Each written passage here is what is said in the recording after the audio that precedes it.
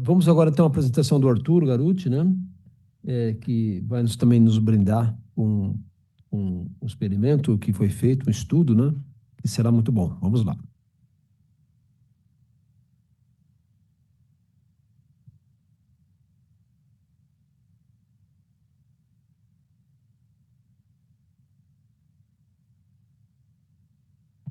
Bom dia a todos presentes, a todos que estão online.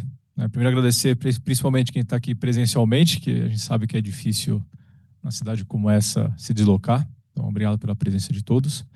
E quem está online, que estejam gostando e aprendendo bastante com essas apresentações. Gostaria de também ter uma honra de ter participado desse projeto do Manual de Boas Práticas CFD, que foi premiado pelo Instituto de Engenharia este ano. E aqui eu vou apresentar um estudo de caso, tá? Esse estudo de caso, ele vai demonstrar muito o que o manual diz, né? O que o manual preza na prática. Então eu vou seguir uma linha lógica, tá? De toda essa apresentação de um caso real. Eu não vou entrar em méritos do nome do prédio, nem do cliente, tá? Isso eu vou deixar de forma confidencial nesse momento, mas é um caso que está acontecendo, inclusive o prédio está atualmente em construção. Então, qual que é a ideia central hoje da apresentação? É a jornada do estudo de um controle de fumaça. Então, como a gente entende quando a gente recebe um prédio, como a gente analisa as questões de controle de fumaça e risco, como foi apresentado na palestra anterior, os riscos envolvidos, a gente faz essa análise, a gente aplica as normas e os fundamentos nessa edificação e verifica se isso é viável ou não para o cliente, do ponto de vista de segurança e também do ponto de vista financeiro.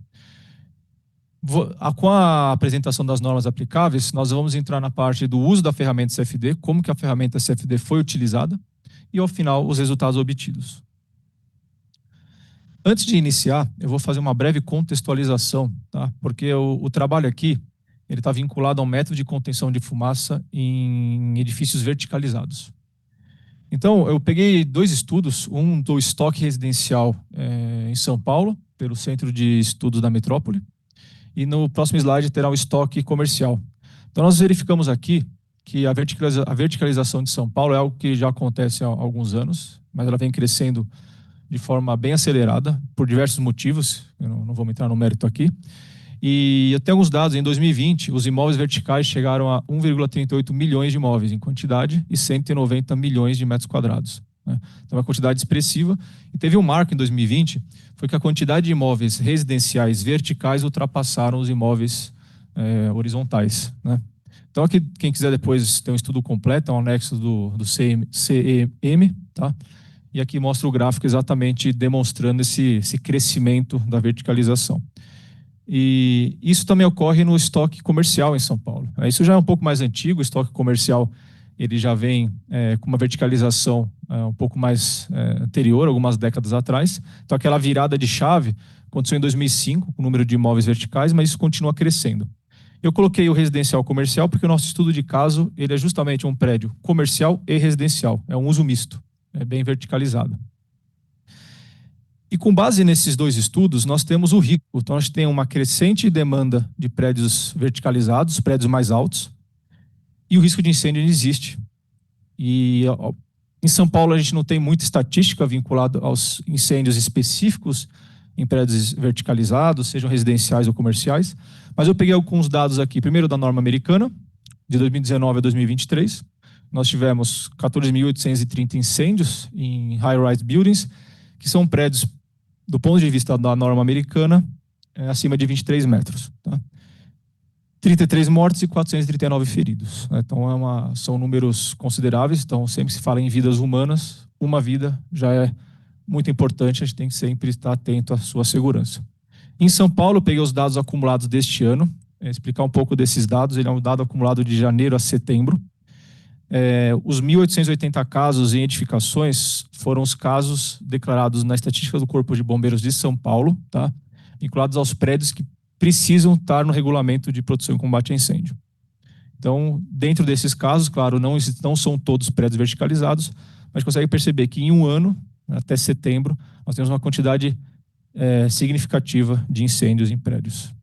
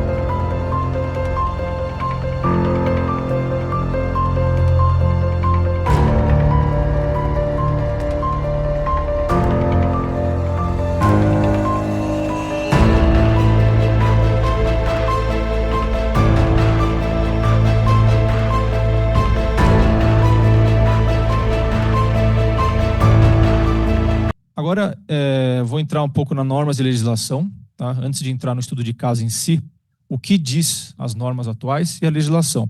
Porque com base nisso, a gente vai conseguir entender como que a ferramenta CFD e a solução aplicada conseguiu ter a redução e a viabilidade neste projeto.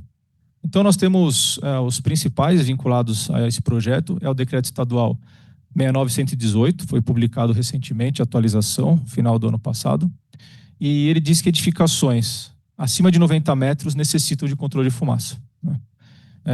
Em comparação, no norma americana, trabalha com 23 metros, que é muito parecido com o que está descrito na NBR 16983, mas por fim de legislação, em São Paulo, apenas acima de 90 metros, que entraria esse controle de fumaça. E as instruções técnicas principais que trabalham, né, nesse tipo de projeto de controle de fumaça são a pressurização de escadas, que também é um controle de fumaça. Muitas pessoas às vezes separam as coisas, mas na verdade está na mesma norma, inclusive na norma americana. Então, a pressurização de escada de emergência é um controle de fumaça para as rotas de fugas verticalizadas. E o controle de fumaça em si, que é a famosa IT15 de São Paulo, com as suas 9 partes. E a NBR 16983, que determina que para prédios comerciais a altura superior a 23. Então, com base nesta premissa, a necessidade de controle de fumaça nesse prédio. Aqui está um exemplo bem simplificado de como é feito esse tipo de controle de fumaça em prédios de escritórios comerciais em São Paulo, né, e no Brasil e muitos estados segue a mesma linha lógica, tá? Conforme a IT15, eu deixei aqui até em cores para facilitar o entendimento, pegando uma laje padrão de um prédio de escritórios, ou seja, geralmente nós temos um núcleo, um core, que é onde está o núcleo de elevadores, onde estão as escadas de emergência, e os escritórios em comunicação a esse núcleo. E a legislação, ela foi criada, os requisitos dela, mais para um layout desse tipo, que é o mais comum, né? E como que é feito?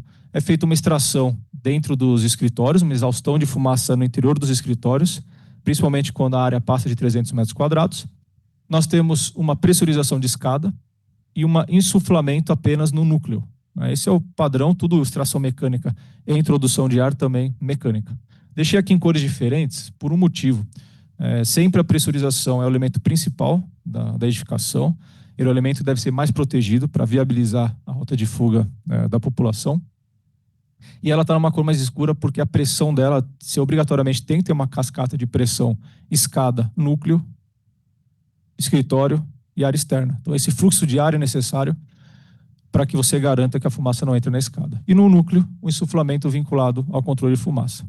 Então, num projeto desse padrão, nós teríamos um shaft de aproximadamente 1 metro quadrado, com uma vazão de 40 mil metros cúbicos hora. Esse shaft, essa aprumada atravessando todos os andares da edificação. E um outro shaft, com aproximadamente 0,6 metros quadrados, também cortando toda essa edificação. Então, esses dois sistemas incluem 2 ventiladores de extração, 2 ventiladores de introdução de ar, dampers em todos os pavimentos. Então, é um sistema complexo que muitas vezes, infelizmente, as incorporadoras, os arquitetos constroem prédios com 89,9 metros de altura para fugir disso. E a gente pergunta, um prédio de 89,9 é mais seguro que um prédio de 90 metros? Não é. Então, o motivo que a legislação acaba travando esse tipo, fica muito caro, inviável, e trava não só os projetos dos arquitetos, como também a própria viabilidade financeira do negócio. Tá? E qual que é o desafio no nosso case, agora entrando específico nesse case de um prédio vertical em São Paulo? Primeiro, uma edificação de uso misto. Vou apresentar no próximo slide onde estão, tem até a cereja do bolo desse projeto, onde está o residencial incorporado nesse prédio. A altura dele é superior a 90, ou seja, do piso mais baixo ocupado até o último piso ocupado ultrapassa os 90 metros, então nós temos a necessidade de controle de fumaça no prédio, exceto no residencial. E os pavimentos não possuem um núcleo. Essa é a grande diferença desse projeto. Os elevadores e as escadas de incêndio, elas dão diretamente para o escritório. Nós não temos aquele núcleo. Então, toda aquela parte de requisitos da legislação, que é muito usual ser aplicada, não se aplica neste caso. Tá?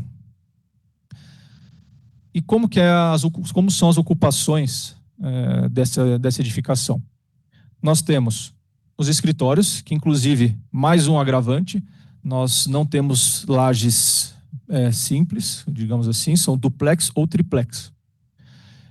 Nós temos um residencial que fica no meio, então essa é a cereja do bolo. Nós temos um escritório, na fachada ativa, né, C2, fachada ativa próximo do térreo. Depois nós temos escritórios, triplex, o residencial e depois duplex e alguns triplex na parte superior. E lembrando daquele conceito dos requisitos da legislação, as prumadas de controle de fumaça, geralmente os ventiladores, em geral, os ventiladores ficam no topo do prédio de extração e os de introdução de ar próximo ao térreo. E esses shafts, eles atravessam todo o prédio. Então, o residencial, que é isento de controle de fumaça pela legislação, seria necessário que esses shafts atravessem também uma inviabilidade. Então, aqui nós temos controle de fumaça em todos os escritórios, exceto residencial e na fachada ativa, que também não é requisito da legislação.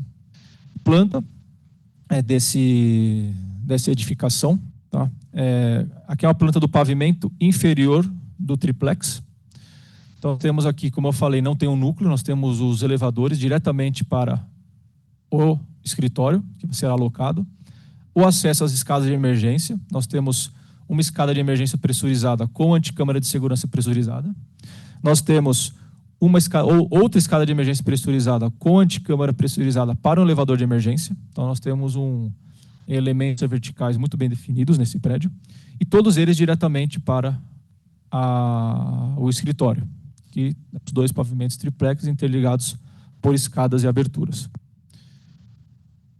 E, com base nisso, quais foram os desafios, né, para essa edificação? Primeiro, como eu falei, as prumadas de ventilação, elas atravessam toda a edificação, o que inviabiliza, até trazendo um pouco o que o Carlos Cota colocou na questão de área vendável, os shafts, elas tiram a área do pavimento. Então, você tem uma redução da área útil da edificação em todos os pavimentos. Aqui nós também temos critérios de fumaça, por serem duplex e triplex. A legislação obrigaria nós separarmos em acantonamentos os pavimentos dentro do triplex com barreiras de fumaça, o que limita muito a comercialização e até o layout desses escritórios. Essas barreiras geralmente ficam próximo dos vazios, entre os níveis, e próximo das escadas, que dificulta muito até alturas de pé direito, passagem de ar-condicionado e outros elementos pela barreira de fumaça. E, por fim, a introdução de ar mecânico. Como você não tem um núcleo, essa introdução de ar teria que ficar dentro do escritório, só que o layout do escritório ele muda, cada um que loca altera esse layout, e você colocar ele próximo das escadas, teria que criar novos shafts próximo das escadas de emergência, dificultando inclusive o layout ali, teria que fazer uma boneca, um ar falso para passar esses dutos. Então, isso prejudicaria bastante tanto a comercialização como a ideia arquitetônica desse projeto.